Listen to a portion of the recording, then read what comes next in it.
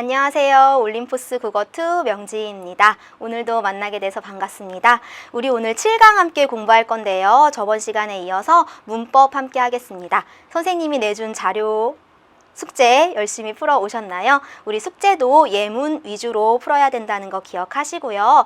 사실 우리 오늘은 저번 시간보다 조금 더 어려운 부분 나갈 거예요. 그래도 선생님이 쉽게 재미있게 설명해 드릴 테니까요. 우리 오늘도 힘내서 열심히 달려봅시다. 자, 그러면 우리 사과나무 확인하고 시작해 보도록 할게요. 오늘의 사과나무 역시 문법이고요. 우리가 맛볼 열매의 첫 번째는요. 효과적인 담화 표현입니다. 우리 지난 시간까지 했던 문법 영역에서는요. 문장 단위의 문법 내용을 보았고요. 오늘은 그거보다 조금 더 큰 범위의 내용인 담화에 대해서 공부해 보도록 하겠습니다. 그 다음에 두 번째 맛볼 열매는요. 바로 고대국어입니다. 여러분들 고대국어라고 해서 오늘 힘들겠다 생각하고 오셨죠. 우리가 지금 하는 말의 문법도 사실은 어려운데 옛말의 문법까지 공부해야 하다니 하면서 힘들어하는 친구들 있을 텐데요. 사실 국어 4부분, 국어의 역사, 고대국어, 중세국어, 근대국어를 배우는 것은 조금 어려워요. 한자도 있고 그리고 고어 표현도 있기 때문에 그래서 그것에 조금 유의하면서 우리 오늘 차근차근 같이 공부해 나가도록 할게요. 자, 그러면 먼저 개념부터 확인해야겠죠. 단원 이해 여러분들 교재 49쪽에 있는 효과적인 담화 표현 같이 보도록 하겠습니다. 개념이고요. 칠판을 통해서 보실게요. 네. 담화라는 것의 정의가 나와 있습니다. 담화는 발화들이 모여서 이루어진 이야기라고 보시면 돼요.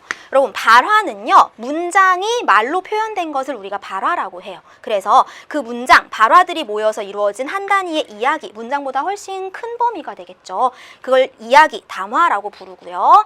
말하는 이, 듣는 이 장면에 따라서 의미가 결정된다고 얘기할 수 있습니다. 담화는 그래서 말하는 상황, 장면, 같은 말로 맥락이라고도 부릅니다. 그래서 이 맥락에 유의해서 우리가 의미를 이해하실 거예요. 그러면 효과적인 담화 표현을 하기 위해서는 어떤 요건들이 필요한지 표로 제시가 되어 있죠. 첫 번째는 지시 표현입니다. 지시 표현의 개념은요.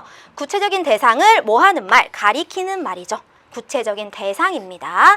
그래서 종류는 이, 그, 저, 요게 기본이에요. 기본 형태 이, 그, 저에 이것, 저것, 그것 이렇게 것을 붙여서 쓰기도 합니다. 그래서 말하는 이와 가까우면 이, 듣는 이와 가까우면 그, 둘에게 둘 다 멀면 저라고 우리가 지시를 하겠죠. 그래서 대상을 가리킬 때 지시 표현을 쓰고요. 자, 두 번째가 대용 표현인데요. 대용의 의미가 뭐죠? 대신해서 사용한다 예요. 그렇게 되면 개념을 보면 앞에서 한 말의 어휘나 문장을 대신하는 말. 근데 무엇을 대신하냐면요. 앞에서 했던 말. 자, 우리 했던 말을 뒤에서 계속해서 반복하면 말하는 이도 그렇고 듣는 이도 그렇고 효과적인 담화를 할 수 없게 되는 거예요. 그래서 아주 간략하고 쉽게 효과적으로 말을 하기 위해서는 앞에서 한 말을 대신하는 말들을 써서 말을 해주면 좋습니다. 그 종류는요.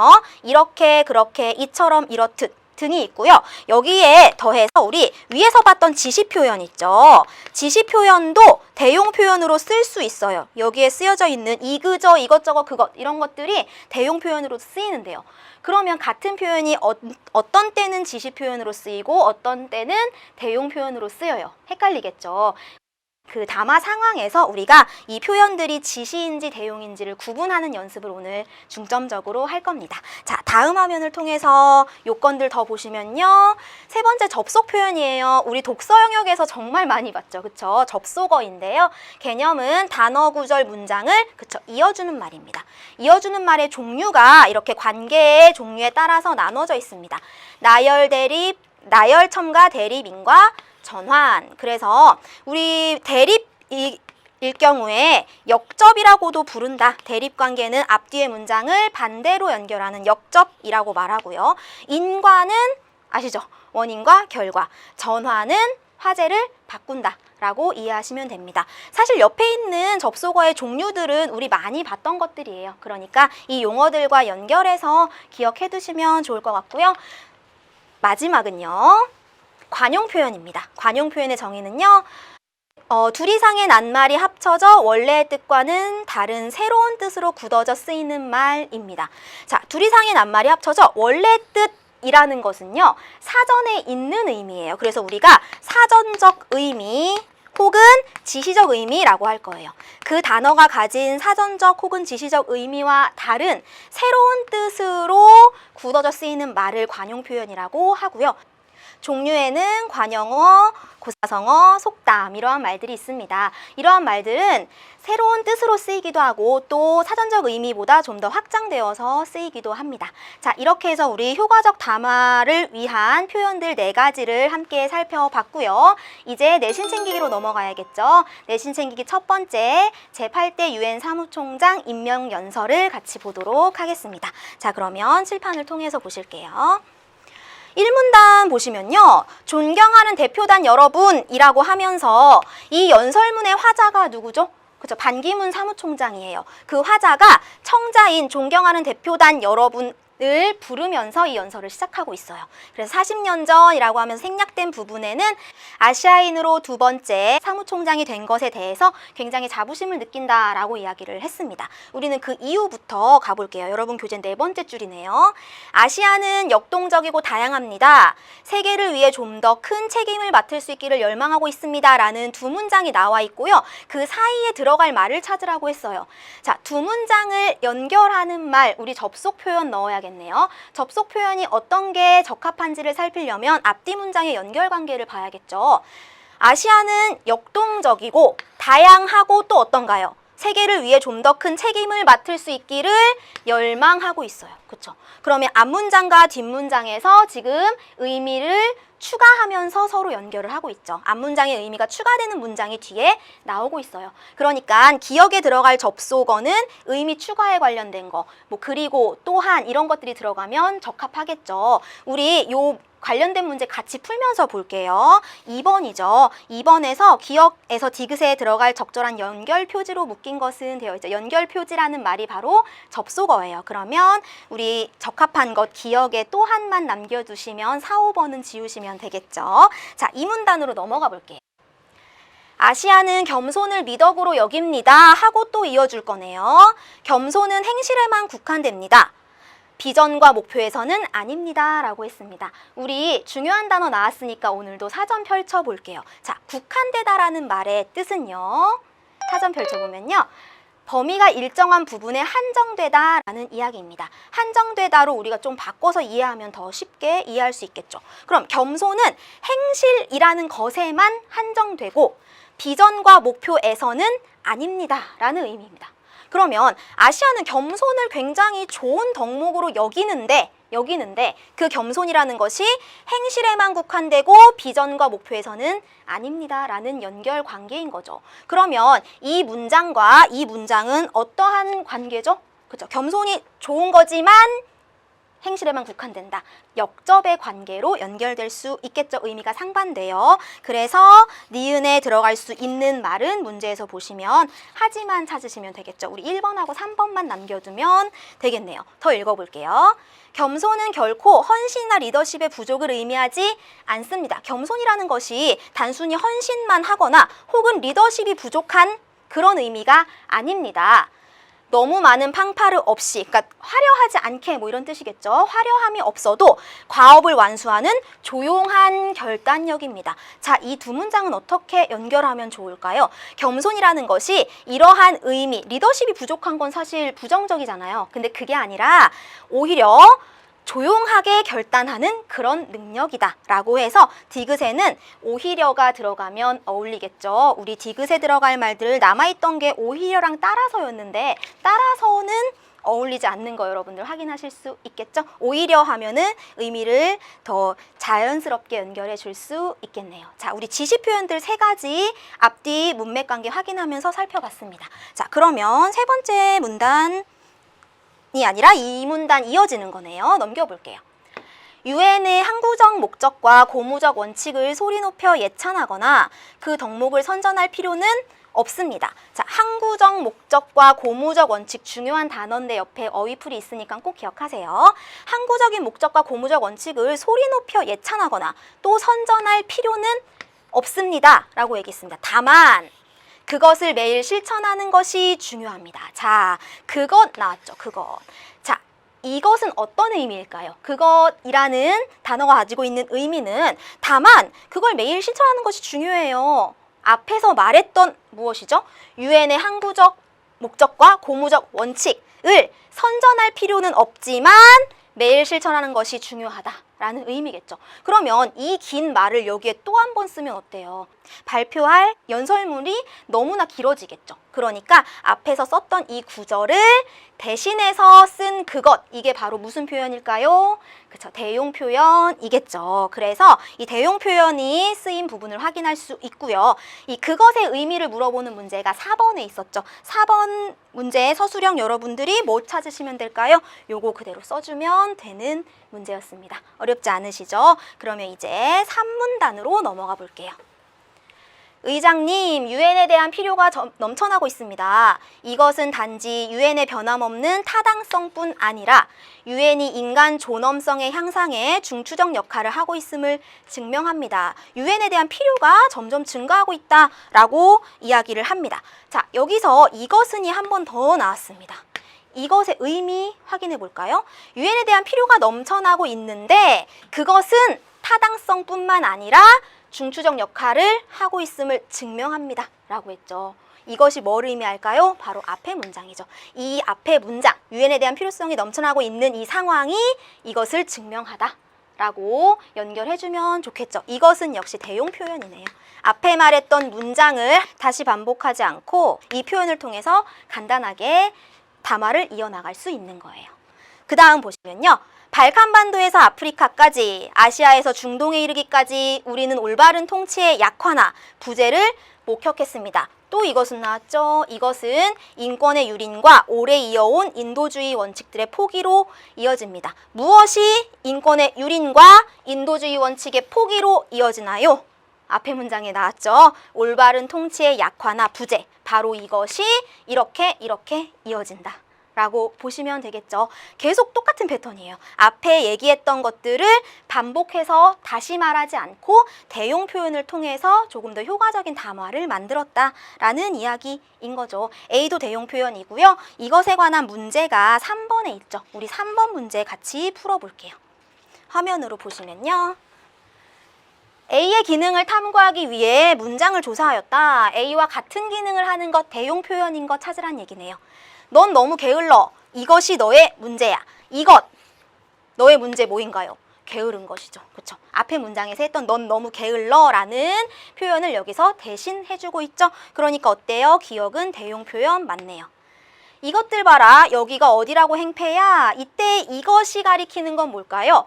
그 담화 상황에 있었던 어떠한 사람이겠죠. 어떠한 사람을 조금 낮춰서 부르는 이것으로 쓰인 거예요. 그러면 구체적인 사람을 가리키는 말이니까 이때 이것은 그쵸, 지시 표현이 되겠죠. 선생님이 아까 개념 부분에서 얘기했죠. 같은 단어인데 어떨 때는 지시 표현으로 쓰이고 어떨 때는 대용 표현으로 쓰이는 거 중요하다고 했죠. 그게 바로 이 문제입니다.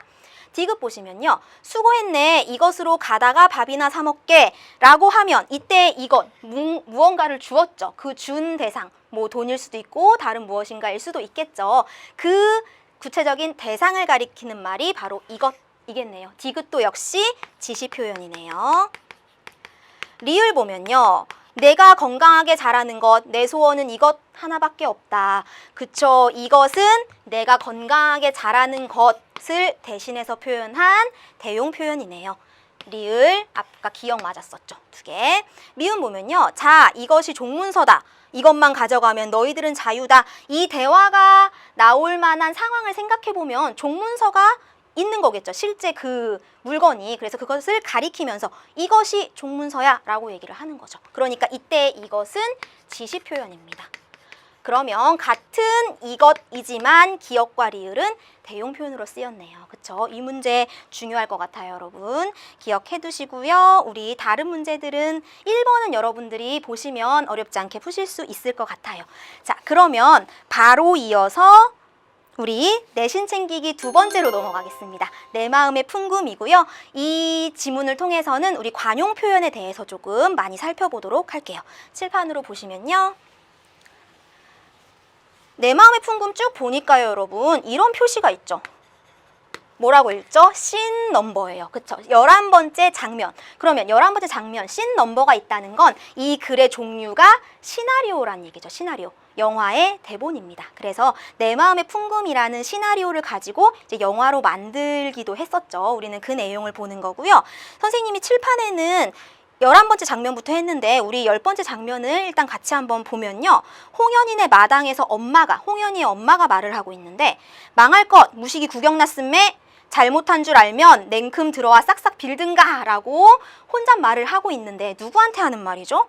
홍현이가 너 잘못했으면 좀 들어와 싹싹 빌었으면 좋겠는데 라고 얘기하는 걸 보니까 아마 홍현이가 엄마한테 잘못한 게 있는 것 같아요. 우리 상황 확인해야겠죠. 홍현이가 엄마한테 잘못한 게 있는데 이제 그 다음 장면으로 넘어가면 홍현이네 안방입니다. 방문이 벌컥 열리고 짐짓 화난 얼굴을 한 홍현이. 자, 앞장면에서 엄마가 화가 났어요. 근데 홍현이도 화가 나서 등장을 했죠. 거친 몸짓으로 들어선다. 혀를 차며 빤히 쳐다보는 엄마를 외면한 채 동생들이 잠든 이부자리 밑으로 파고들어 머리끝까지 이불을 당겨 덮는 홍현. 나 화났어 이러면서 행동을 하고 있죠. 그랬더니 홍현이의 엄마가 하는 말. 방귀 낀 놈이 썩낸다 하던 하나도 틀린 말이 아이 집이 라고 얘기를 합니다. 그쵸? 엄마가 홍현이를 보기에는 어때요? 지가 잘못해놓고 어디서 방귀 낀 놈이 성을 내고 있어? 라고 얘기하고 싶은 거죠. 자, 우리 배웠던 관용 표현 속담 쓰였죠? 여러분 속담 알죠? 방귀 낀 놈이 썩낸다 라는 속담 무슨 의미죠?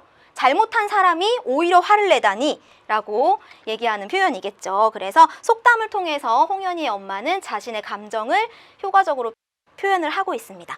그런데 우리 이 장면에 기억 표시가 있네요. 혀에 밑줄이 그어져 있고요. 혀를 차며 볼게요.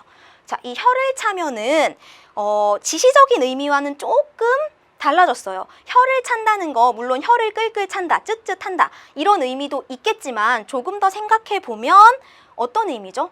그럴 만한 행동을 하려면 마음이 어떤 상태인 거예요? 뭔가 마음이 언짢거나 혹은 못마땅한 부분이 있을 때 우리가 이런 표현을 하죠. 바로 이런 게 관용어예요. 그쵸? 관용어. 그래서 우리가 여러 가지 관용어, 혀에 관한 관용어가 문제로 나와 있죠. 문제 1번에서 이거랑 관련된 것들을 보고서 다시 지문으로 오도록 할게요. 자, 화면 보시면요.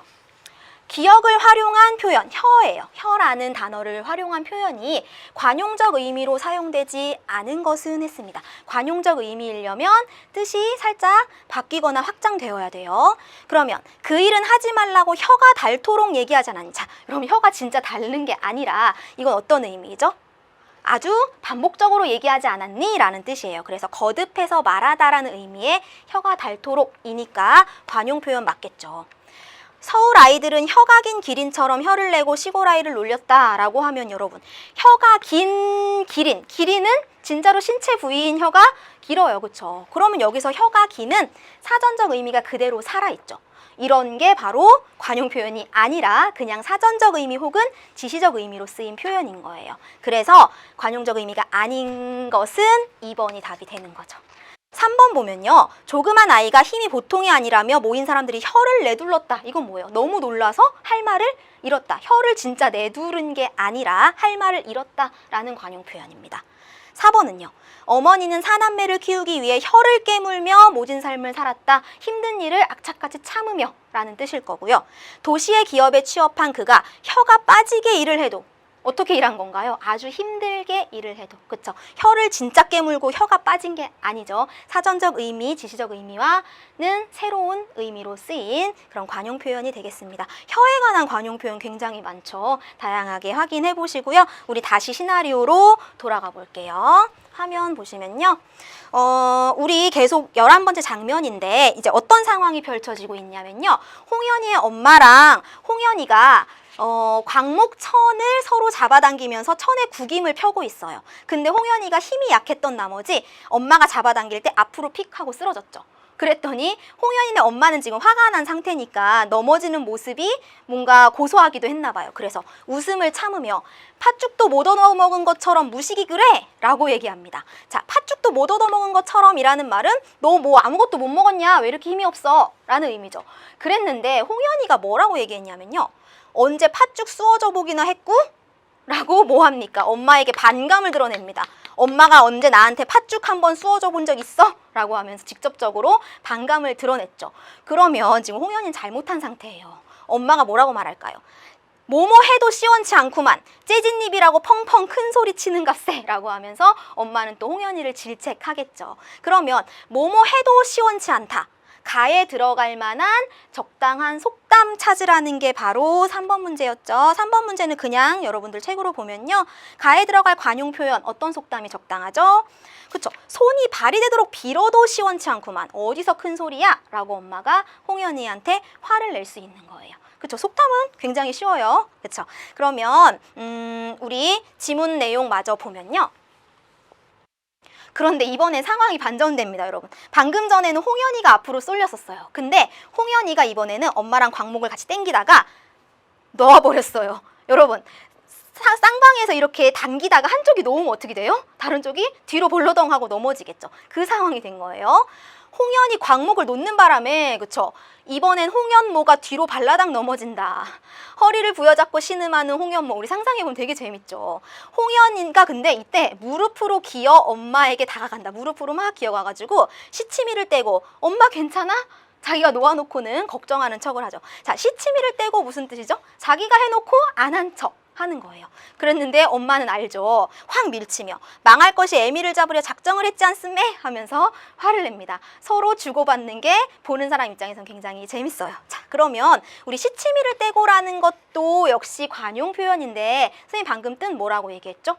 그죠? 자기가 해놓고도 안 한 척 할 때 우리가 시치미를 뗀다고 하는데 사실 이게 시치미라는 것이 다른 뜻이 있었던 거죠. 그게 2번에 있는데요. 2번 보기에 보면 시치미를 떼다의 유래가 나와 있습니다. 시치미라는 것은 매의 주인을 밝히기 위하여 주소를 적어서 매 꽁지에다가 메어둔 네모꼴의 뿔을 의미한다 라고 되어 있어요.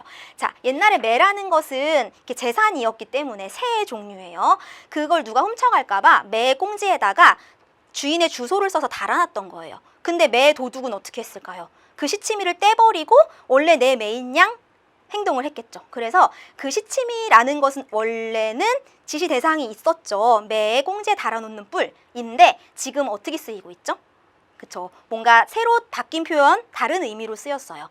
자기가 하고도 하지 아니한 채 하거나 알고 있으면서도 모른 채 하다라는 우리가 잘 쓰는 관용어로 의미가 이제 더 확장이 된 거라고 볼 수 있겠죠. 그러면 이러한 관용 표현에 해당하지 않는 것을 고르는 게 2번 문제네요. 우리 2번 보기는 화면으로 같이 볼게요. 관용 표현에 얘에 해당하지 않는 걸 찾으라고 했어요. 1번. 그가 중간에서 다리를 놓아 물건을 쉽게 팔았다. 진짜 다리를 놓은 게 아니라 어떤 사람이 가운데에 끼어서 물건을 쉽게 팔 수 있었다라고 하는 거니까 자, 이 다리가 사전적 의미 그대로 남아있는 것이 아니라 새로운 의미로 바뀌었죠. 어때요? 관용 표현 맞습니다. 정부가 언론개혁에 칼을 빼들 것인지에 관심이 쏠린다. 진짜 칼을 뺀 게 아니죠. 그쵸? 해결하려고 한다. 이런 의미일 거예요. 그래서 칼이라는 사전적 의미에서 새로운 의미가 확장된 거니까 얘도 관용 표현이 맞고요. 갑작스러운 우박에 아이는 바가지를 쓰고 상황을 모면했다. 자, 볼게요. 바가지를 쓰다는 지금 상황이 우박이 내렸어요. 그러니까 어때요? 그걸 피하기 위해서 진짜 바가지를 쓴 거죠. 그럼 이때 바가지는 사전적 의미 그대로죠. 그러니까 얘는 관용 표현이 아닙니다. 그래서 답은 3번인데 여러분 바가지를 쓰다가 관용 표현일 때도 있어요. 언제죠? 그쵸. 뭔가 너무 비싸게 샀을 때, 그쵸. 원래 제값보다 비싸게 샀을 때 우리 바가지를 썼다라는 말 하죠. 그런 때는 바가지를 쓰고가 관용 표현이 되는 거예요. 4번은 남성복은 수요가 적다고 해서 여성복으로 가닥을 잡고 있습니다. 가닥을 진짜 잡는 게 아니라 생각을 바로잡다라는 의미인 거죠. 그래서 얘도 새로운 의미니까 관용 표현. 그런 실수를 하다니 그때는 나도 나사가 빠져 머리가 멍했으나 잘 쓰는 말이네요. 그죠? 나사가 빠진 거 진짜 나사가 빠진 게 아니라 정신이 뭔가 해이해졌다. 이런 의미니까 관용 표현 다양한 예들 많이 나와 있는데 3번만 사전적 의미 그대로 쓰인 그런 문제 답지가 되겠습니다. 자, 그럼 이렇게 하면 2번 해결됐고요. 우리 4번을 보면 되겠죠, 이제. 4번 서술형 문제인데요. 보기를 고려할 때 A의 홍현모의 발화에 대해 홍현이 자신의 감정을 드러내기 위해 보세요. 자신의 감정을 잘 드러내기 위해서 어떻게 말했는지를 설명하래요. 이거 우리 앞에서 읽었던 부분이에요. 홍현이가 앞으로 픽 쓰러졌던 엄마가 웃음을 참으며 팥죽도 못 얻어먹은 것처럼 이라고 말했습니다. 여러분 이때 팥죽은 홍현이가 진짜 팥죽을 못 먹은 게 아니라 그냥 먹을 것이에요. 뭔가 먹을 것도 하나도 못 먹은 것처럼 너는 왜 이렇게 힘이 없니? 라고 했는데 홍현이는 이 팥죽을 진짜 팥죽으로 해석을 했습니다. 일부러 그랬겠죠. 일부러 이 팥죽을 진짜 지시적 의미의 팥죽으로 해석을 해버린 거예요. 지시적 의미. 그러면 엄마는 비유적으로 표현을 한 거예요. 먹을 것의 비유로 표현을 했는데 홍현이는 그걸 지시적 의미 그대로 일부러 받아들여서 어떤 감정을 드러냈죠? 엄마에 대한 반감. 나 반항할 거야. 지금 하고 있는 거잖아요. 그쵸? 그래서 서술형 답지에 들어가야 될 핵심 키워드는 뭘까요? 엄마는 비유적으로 표현했어요. 먹을 것의 비유로 표현했는데 홍현이는 그것을 일부러 지시적 의미로 해석을 했다. 그래서 반감을 효과적으로 드러냈다라고 여러분들이 문장으로 정리해 보시면 되겠죠. 자, 이렇게 해서 우리 효과적인 담화 표현을 위한 여러 가지 표현의 종류들 예문으로 한번 확인을 해 보았습니다. 자, 그러면 여기까지 하고요. 우리 잠시 쉬었다 오도록 하겠습니다. 60초의 비타민입니다.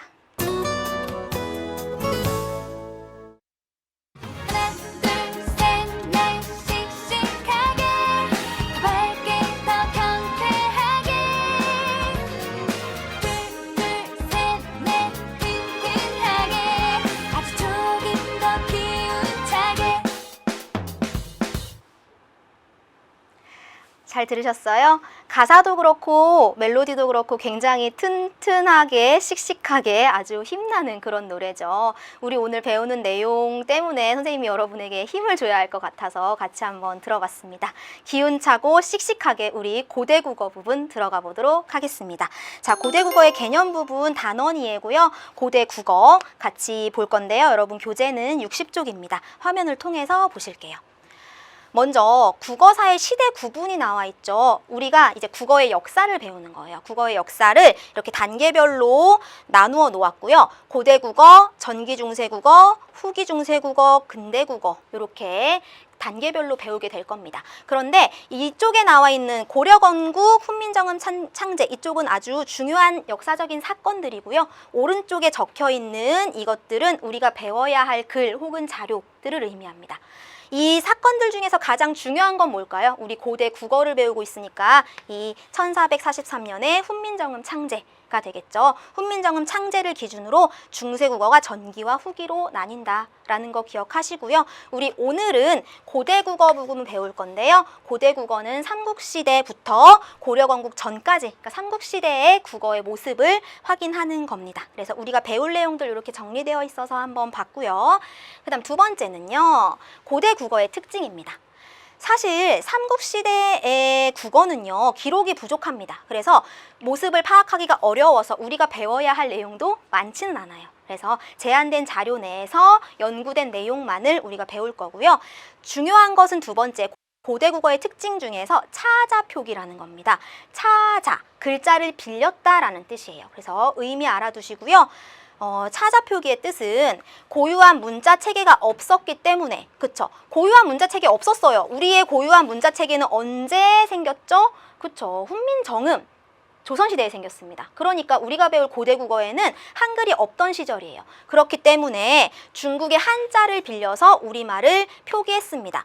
자, 잘 보셔야 돼요. 말은 지금이나 그때나 사람들이 다 했어요. 그런데 그 말을 표기할 수단이 없었던 거예요. 적을 수가 없었던 거죠. 그래서 한자를 빌린 거고요. 그 한자를 그런데 그대로 갖다 쓰지 않고 이런 구결, 이두, 향찰과 같은 우리만의 약간은 창조적인 그런 표기법을 만들어서 표기를 했다라는 게 특징입니다. 그래서 우리는 이 세 가지 중에서 오늘 향찰을 조금 집중해서 배울 거예요. 고대국어의 특징은 차자 표기였다는 것을 기억하시면 됩니다.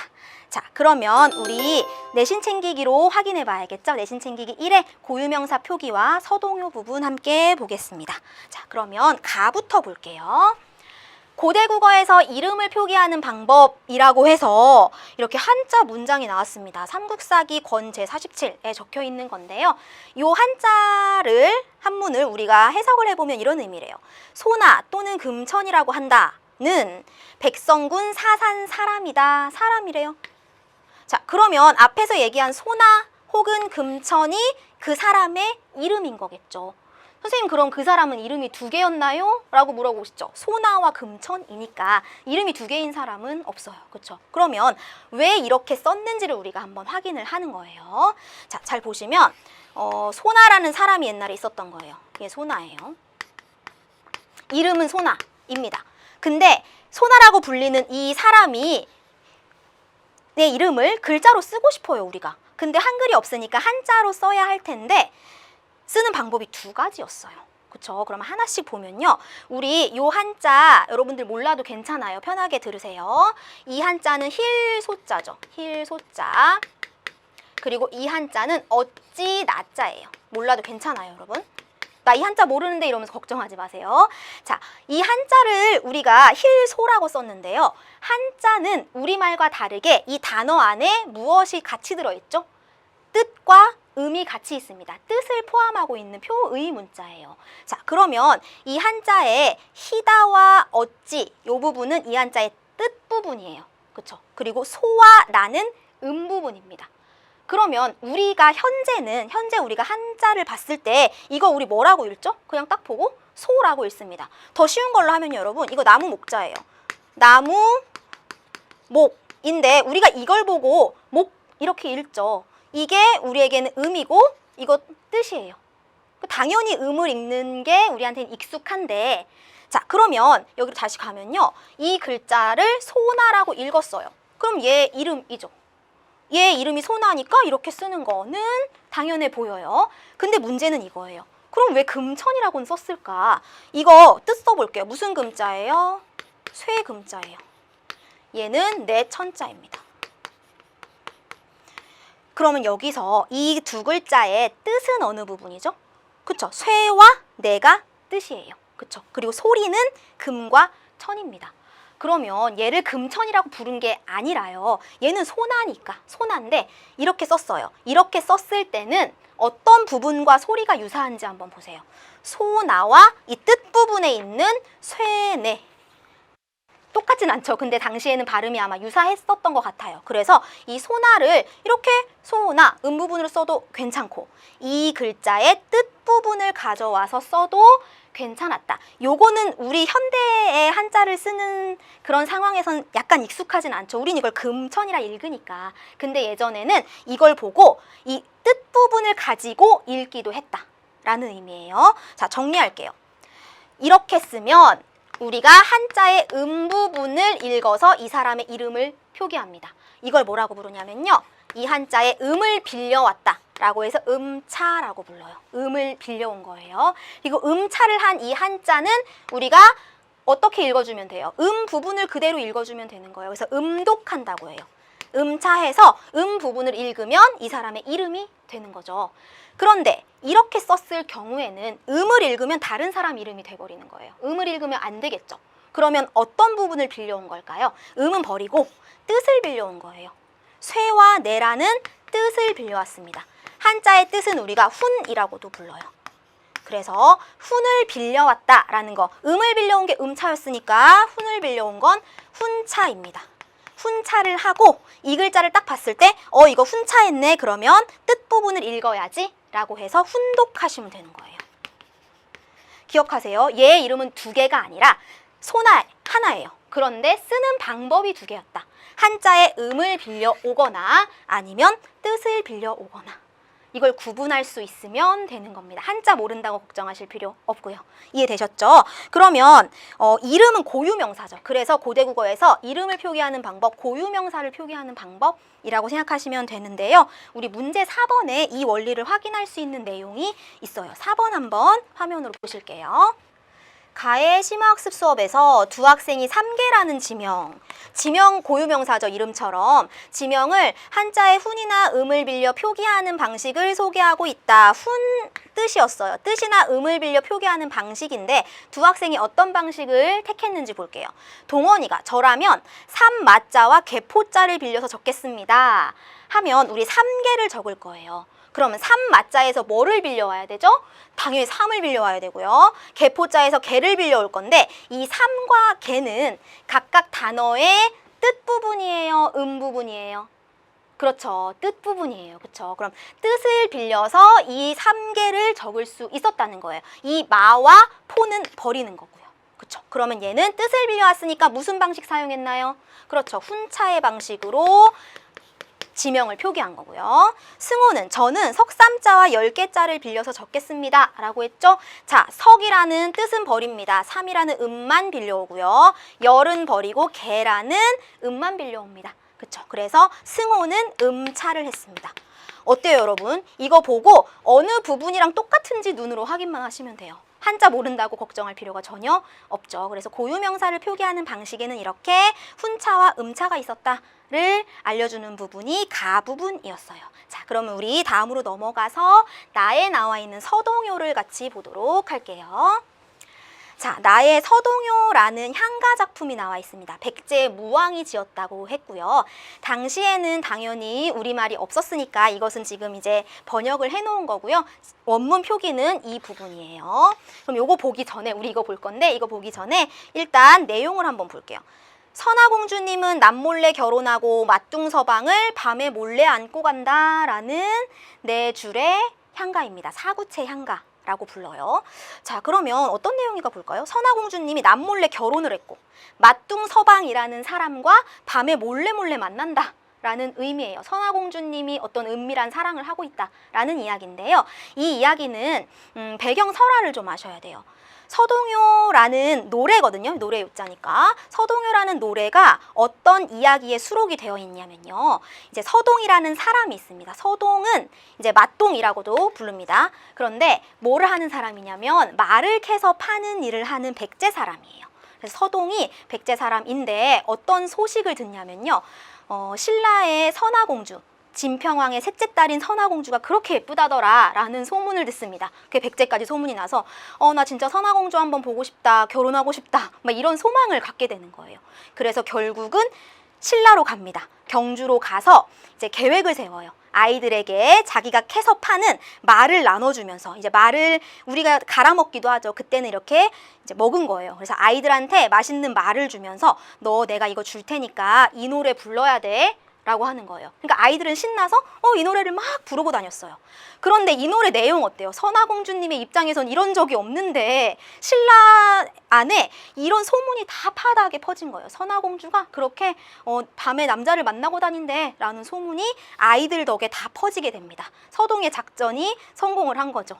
그래서 이 노래의 내용이 이제 왕의 귀에까지 들어가요. 선화공주의 아빠인 진평왕의 귀에까지 들어가니까 왕의 입장에서는 어때요? 나의 딸이 이렇게 나쁜 행실을 하고 다니네 라고 생각이 들어서 이 딸을 귀양을 보냅니다. 쫓겨내요. 왕실에서 쫓겨내는데 그때 서동이 이제 선화공주를 만나러 가는 거예요. 가서 이제 쫓겨난 선화공주를 챙겨서 같이 가고 둘은 서로 이제 우여곡절 끝에 결혼을 하게 됩니다. 자, 어때요? 서동의 작전이 완전히 성공을 했죠. 그러면 서동이 말을 주면서 아이들에게 시켰던 이 노래, 그 노래가 바로 이 4줄짜리 서동요이고요. 우리가 이 내용을 알려면 여러분들 배경서라도 조금 기억을 하셔야겠죠. 내용 기억하시고요. 우리 어떤 거 정리해 볼 거냐면요. 일단 중요한 건요. 이 노래, 이 문학작품의 갈래는 방금 전에 말했듯이 향가인데요. 자, 향가는 언제 쓰인 거냐면요. 신라시대에 쓰인 우리 문학 장르를 향가라고 불러요. 근데 왜 향가냐면요. 앞에서 나왔던 향찰로 표기한 문학이라서 향가입니다. 여기 써 있는 이 4줄이 바로 향찰 표기라는 의미예요. 우리 향찰 표기 뭐라 그랬죠? 한자를 빌려서 우리의 뭔가 방식으로 바꿔서 쓴 표기법이에요. 그래서 향가는 향찰로 쓴 문학이다라는 거 기억을 하시고요. 그 다음에 이 노래의 성격도 확인해 볼게요. 배경설화 얘기 생각해보면 선화공주는 이렇게 한 적이 없는데 결국은 이렇게 됐어요. 그쵸? 결국은 누구랑 결혼을 하게 됐죠? 서동이랑 결혼을 하게 됐죠. 그래서 이 노래를 우리가 참요라고 부릅니다. 참요가 뭐냐면요. 뭔가 미래를 예언하는 성격의 노래예요. 결국은 그 당시에는 이런 일이 없었지만 결과적으로는 서동과 결혼을 했기 때문에 미래를 예언하는 노래가 되어버렸죠. 그래서 예언적인 노래인 참요이다. 이 용어도 같이 알아두시면 좋겠죠. 자, 그러면 우리 내용은 봤고요. 이제 고비가 남았죠. 향찰 표기의 원리를 볼 거예요. 다음 화면으로 같이 볼게요. 한 줄 한 줄 볼 건데요. 이것도 마찬가지예요, 여러분. 한자를 모른다고 겁내실 필요 없어요. 문제로 나온다면 한자의 음과 뜻을 이렇게 다 제시를 해줄 거예요. 여러분들한테 이 뜻을 외우라고 하지는 않고요. 그러면 우리 이렇게 왔다 갔다 확인만 잘 하시면 되는 거예요. 맨 윗줄이 원문 표기예요. 선화공주님은 이라고 읽을 거예요. 우리가 이 한자를 선화공주님은 이라고 읽을 건데 각각의 한자에 뜻과 의미 있어요. 착할 선, 될 화, 귀인 공 이런 식으로 선생님이 줬습니다. 자, 그러면 우리 아까 소나의 이름 표기한 거 봤던 것처럼 한번 짝을 지어 볼 건데요. 이때 선, 이 선은 착할 선자인데 우리가 선으로 읽을 거예요. 그러면은 뜻 부분을 읽는 거예요? 음 부분을 읽는 거예요? 당연히 음 부분을 읽었어요. 우리 그치? 착하다라고 읽지 않았죠. 쉽죠? 이 화는 되다 화 중에 뭘로 읽었어요? 화, 음 부분으로 읽었어요. 공주 다 마찬가지입니다. 그쵸? 뜻 부분은 버리고 음 부분인 선화 공주 그대로 읽었습니다. 어떤 방법? 음차 기억하시죠? 그런데 여기 중요합니다. 같은 한자예요, 여러분. 둘 다 님 주자예요. 근데 선화 공주 할 때는 얘를 주로 읽고 그 뒤에 얘는 님으로 읽었어요. 그쵸? 같은 글자인데 같은 한자인데도 불구하고 앞에서 이름을 얘기할 때는 음차를 했고 이 님으로 읽을 때는 그쵸? 훈차를 했습니다. 그쵸? 그리고 이 은자는 숨을 은자지만 우리 숨자의 의미는 없고 은으로 읽었죠? 그쵸? 그래서 우리 선화공주 이 부분은 전부 다 음차했다 라고 말할 수 있고요. 님만 혼자 훈차네요. 뜻을 빌려왔고 은은 음차를 했습니다. 자, 우리 이거 잘 확인만 하면 알 수 있는 부분이에요. 여러분 긴장하실 필요 없는 거였죠. 자, 두 번째 줄 볼게요. 남 그윽히 얼어두고 라고 했습니다. 자, 여기에서는 뭘 빌려왔나 확인을 해볼게요. 남 그윽히, 남은 남 타자입니다. 뭐를 빌려왔나요? 그쵸, 남, 뜻을 빌려왔습니다. 그윽히는요, 여러분 그윽하다라는 거는 남 모르게 이런 뜻이에요. 남 모르게. 그럼 그윽하다 밀자인데 우리가 그윽으로 읽었죠? 그러니까 뜻 부분 빌려왔네요. 마찬가지로. 그 다음에 희는 다만 지자래요. 요 글자는 다만 지자인데 우리가 희로 읽었어요. 다만 아니죠. 지도 아닌데요. 라고 하면 안 돼요, 여러분. 지랑 희가 당시에 발음이 비슷했구나 라고 생각하시면 돼요. 사실 여러분 이게 고대 국어다 보니까 당시에 뭐 녹음 자료가 있는 것도 아니고 남아있는 책이나 작품도 굉장히 적어요. 그래서 연구를 하는데 한계가 있는데 우리는 그 안에서 배우는 거기 때문에 사실 예외나 해석되지 않는 부분들이 조금 있는 게 사실이에요. 근데 이 경우에는 뭐 이 정도는 발음이 비슷했구나 라고 짐작할 수 있죠. 그래서 다만을 버리고 아, 얘는 음차했구나 확인할 수 있습니다. 여기 잘 보면요. 얼어두고 그랬습니다. 자, 얼다라는 건요. 우리가 지금 알고 있는 얼다가 아니고요. 이거는 결혼하다라는 고어예요. 일단 기억을 하시고요.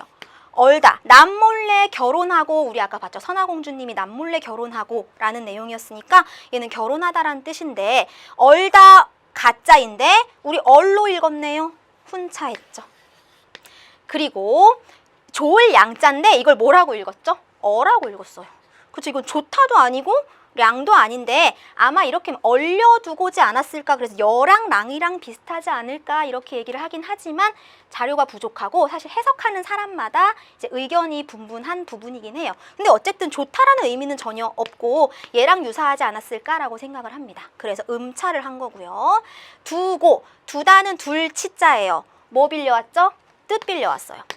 고는 옛고자인데 당연히 빌려왔네요. 그쵸? 옛이라는 발음을 하지 않았으니까. 그럼 선생님이 동그라미 친 이 부분, 그죠? 뜻을 빌린 부분은 훈차했다. 음을 빌린 부분은 음차했다. 찾으실 수 있겠죠. 세 번째 행으로 가볼게요. 맛동방을 이라고 했습니다. 맛동방을 맛이라고 읽었는데 이 글자는 마서자예요. 마서자. 아까 서동이 뭐 하는 사람이랬죠? 말을 캐서 파는 사람이라고 했죠. 그래서 서동이라고 부르기도 했고 맛동이라고도 부르기도 했는데 지금 여기 표기는 우리 맛으로 써 있으니까 써 있는 그대로 찾으시면 돼요. 뜻 부분 말을 빌려왔습니다.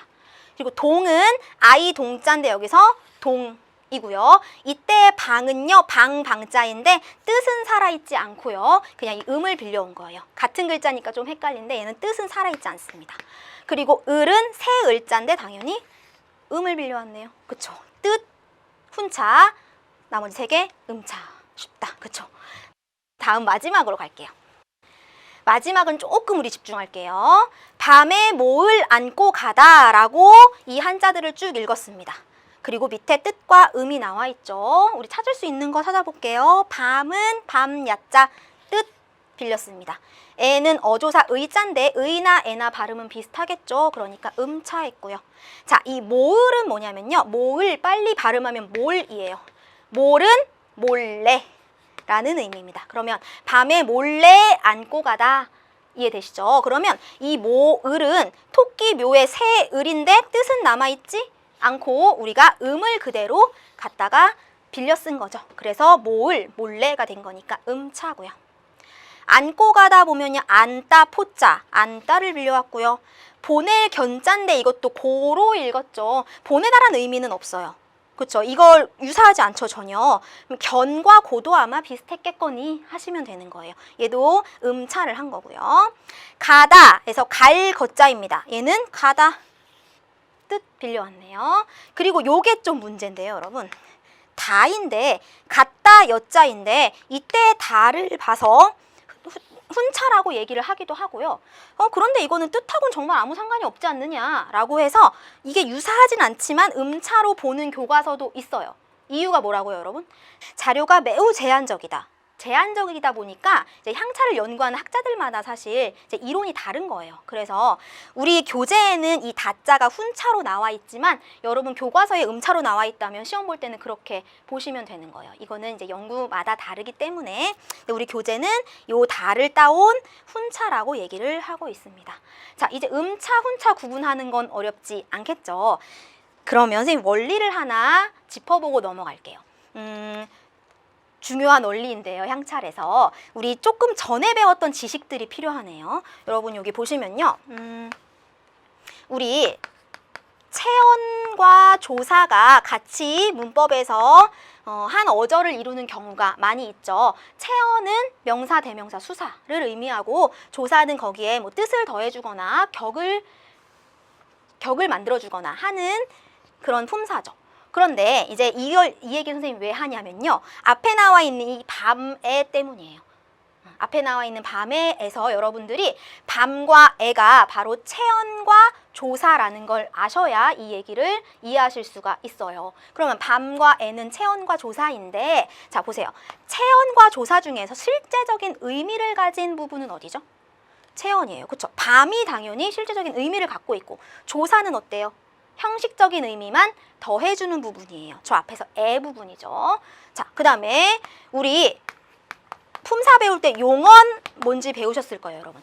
용언이라는 것은 동사와 형용사, 활용을 하는 품사들을 우리가 용언이라고 부르는데요. 용언의 종류에서 만약에 여러분 먹다를 생각해 보시면 우리 먹다의 실질적인 의미를 갖고 있는 부분은 먹이죠.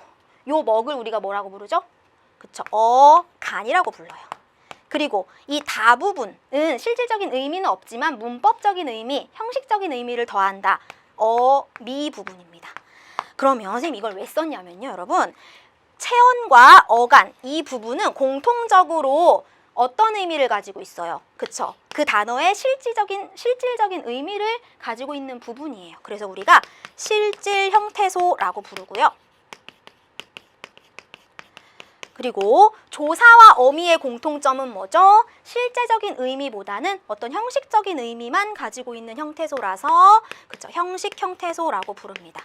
이 개념을 일단 아시면 향찰 표기의 규칙을 우리가 확인할 수 있습니다.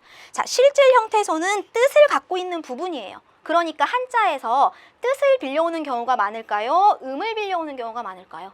그쵸. 뜻을 빌려오는 경우가 많아요. 실질 형태소인 경우에는 훈차를 하는 경우가 많고요. 그 다음에 형식 형태소는 실질적인 뜻이 별로 없으니까 굳이 뜻을 빌려올 필요가 없겠죠. 그래서 형식 형태소의 경우에는 음차를 하는 경우가 많다. 이게 향찰에서 찾을 수 있는 규칙이에요. 자, 이 규칙을 이해하시면 우리 가서 확인해 볼게요. 가서 확인해 보면 밤은 체언, 실질 형태소죠. 그래서 어떻게 했어요? 훈차했어요. 그쵸? 애는 조사하니까 음차한 거 보이시죠? 자, 안고 가다에서 다는 약간 예외적이라고 했으니까 안고를 보면 어때요? 안고. 안은 어간 부분이에요. 그쵸? 안이 어간. 고가 어미입니다. 안다에서 활용된 거예요. 그러면 이 어간 부분은 실제적인 뜻을 갖고 있기 때문에 훈차했고요. 어미 부분은 형식적이기 때문에 음을 빌리는 음차를 했습니다. 자, 여러분 이해하시겠죠? 우리 음차, 훈차 찾는 거는 그때그때 확인하시면 되는데 이 부분 실질 형태소는 훈차했다, 형식 형태소는 음차했다는 좀 기억을 해주시면 좋을 것 같아요. 자, 그러면 다음 화면으로 우리 지금 했던 내용들 정리해 보겠습니다. 향찰 표기의 특징은요. 우리말 어순으로 글자를 배열하였다. 자, 여러분 중국말을 중국어로 쓴 게 아니죠. 우리말을 표기 한자를 그대로 빌려서 쓴 거예요. 그러니까 당연히 우리말 어순이 살아있는 문장으로 쓰게 되는 겁니다. 우리 서동요 읽을 때 막 문장 구조가 바뀌지 않았었어요. 그렇죠? 그래서 우리말 어순으로 글자를 배열했고요. 고유명사 표기와는 달리 국어 문장 전체를 적을 수 있었다. 우리 앞에 소나의 이름 적을 때는 고유명사 표기만 봤고요. 서동요를 통해서는 문장 전체를 적는 향차를 본 겁니다. 자, 3번. 체언, 어간 등 실질적 의미를 가진 부분은 훈차한다. 조사, 어미 등 문법적인 요소는 음차한다. 기억하시면 되겠습니다. 자, 우리 이렇게 서동요를 통해서 향찰 표기 확인해 봤고요. 문제로 좀 더 깊이 있는 내용 보도록 하겠습니다. 1번은요. 가나의 표기 방식에 대한 설명으로 적절하지 않은 것은 1번. 가나 모두 음이나 훈을 차용했다. 맞는 얘기죠. 음차 또는 훈차. 2번. 가나 모두 한자를 이용한 표기다. 그쵸? 우리 한글이 없었기 때문에 한자를 빌려왔습니다. 차자 표기라고 했어요.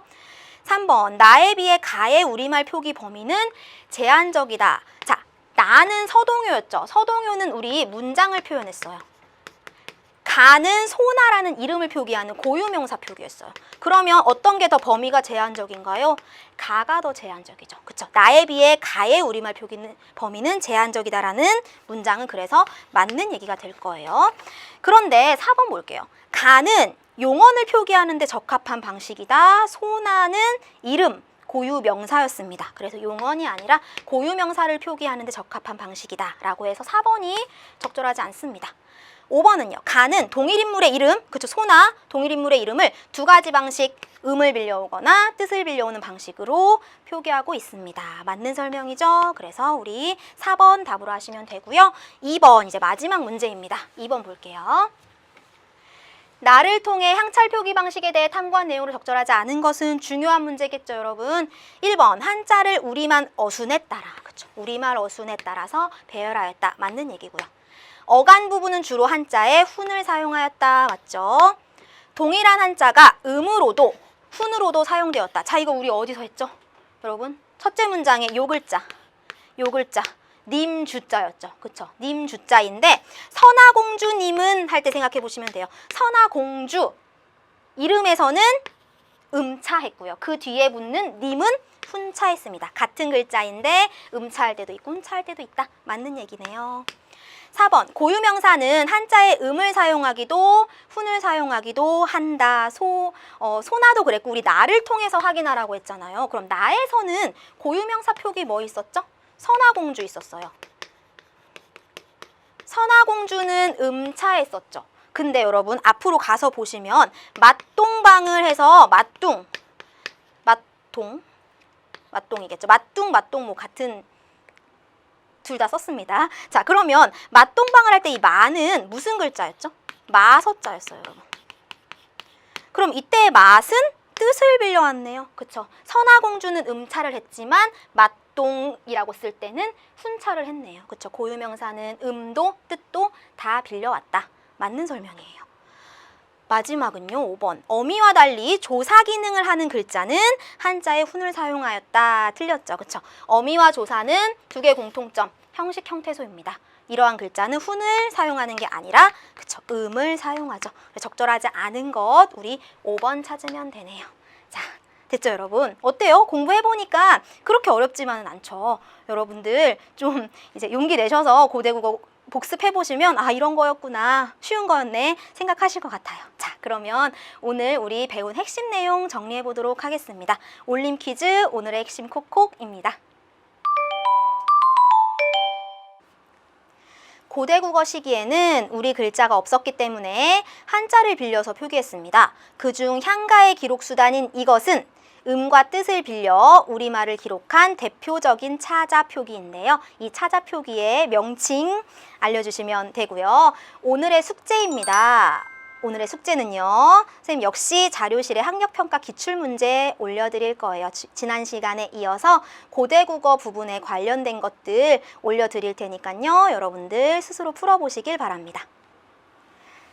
오늘 여러분들 고생 많으셨고요. 우리 많은 내용들 했는데 복습하고 또 숙제하고 다음 시간 예습도 하고 그렇게 다음 강에서 만나도록 하겠습니다. 고생 많으셨습니다. 안녕.